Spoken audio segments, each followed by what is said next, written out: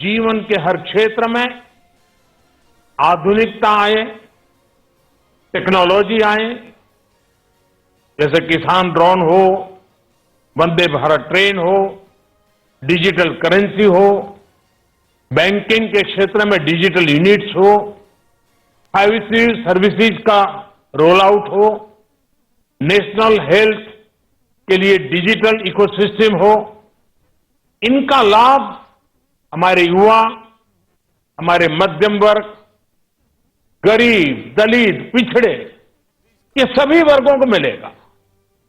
इस बजट का एक महत्वपूर्ण पहलू है गरीब का कल्याण। इनका लाभ हमारे युवा, हमारे मध्यम वर्ग, गरीब, दलित, पिछड़े, ये सभी वर्गों को मिलेगा। इस बजट का एक महत्वपूर्ण पहलू है गरीब का कल्याण। हर गरीब के पास पक्का घर हो, नल से जल आता हो, उसके पास शौचालय हो, गैस की सुविधा हो, इन सभी पर विशेष ध्यान दिया गया है। इसके साथ ही आधुनिक इंटरनेट कनेक्टिविटी पर भी उतना ही जोर है।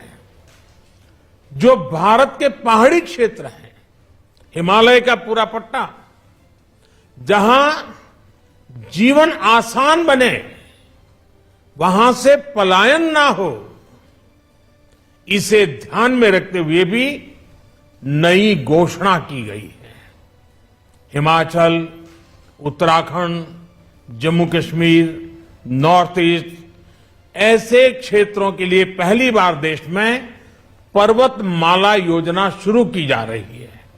ये योजना पहाड़ों पर ट्रांसपोर्टेशन और कनेक्टिविटी की आधुनिक व्यवस्था का निर्माण करेगी और इससे हमारे देश के जो सीमावर्ती गांव है, बॉर्डर के गांव है, जिसका वाइब्रेंट होना जरूरी है, जो देश की सिक्योरिटी के लिए भी आवश्यकता है, उसको भी बहुत बड़ी ताकत मिलेगी।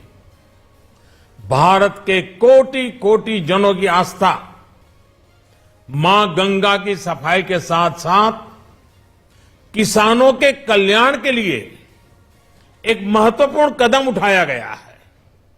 उत्तराखंड, उत्तर प्रदेश, झारखंड, बिहार, पश्चिम बंगाल, इन राज्यों में गंगा किनारे नेचुरल फार्मिंग को प्रोत्साहन दिया जाएगा।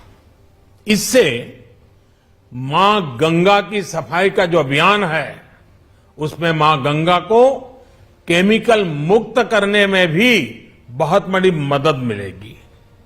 बजट के प्रावधान यह सुनिश्चित करने वाले हैं कि कृषि लाभप्रद हो, इसमें नए अवसर हो, नए एग्रीकल्चर स्टार्टअप्स को प्रोत्साहन देने के लिए विशेष फंड हो, या फिर फूड प्रोसेसिंग उद्योग के लिए नया पैकेज। इससे किसानों की आय बढ़ाने में बहुत मदद मिलेगी।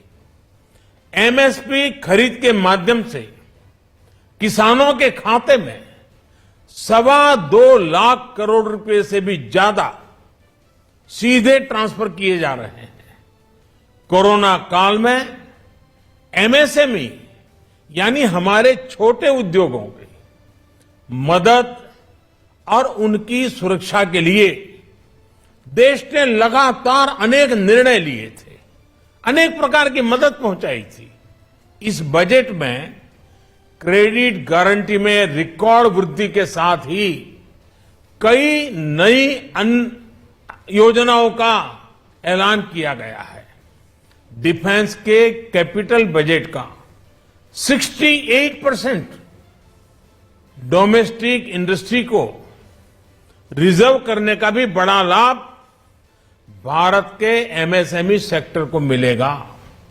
ये आत्मनिर्भरता की तरफ बहुत बड़ा मजबूत कदम है। 7.5 लाख करोड़ रुपए के पब्लिक इन्वेस्टमेंट से अर्थव्यवस्था को नई गति के साथ ही छोटे और अन्य उद्योगों के लिए नए अवसर भी बनेंगे। मैं वित्त मंत्री निर्मला जी और उनकी पूरी टीम को इस पीपल फ्रेंडली और प्रोग्रेसिव बजट के लिए बहुत बहुत बधाई देता हूं। कल भारतीय जनता पार्टी ने मुझे सुबह 11 बजे बजट और आत्मनिर्भर भारत विषय पर बात करने के लिए निमंत्रित किया है। कल 11 बजे मैं बजट के इस विषय पर विस्तार से बात करूंगा। आज इतना काफी है। बहुत बहुत धन्यवाद।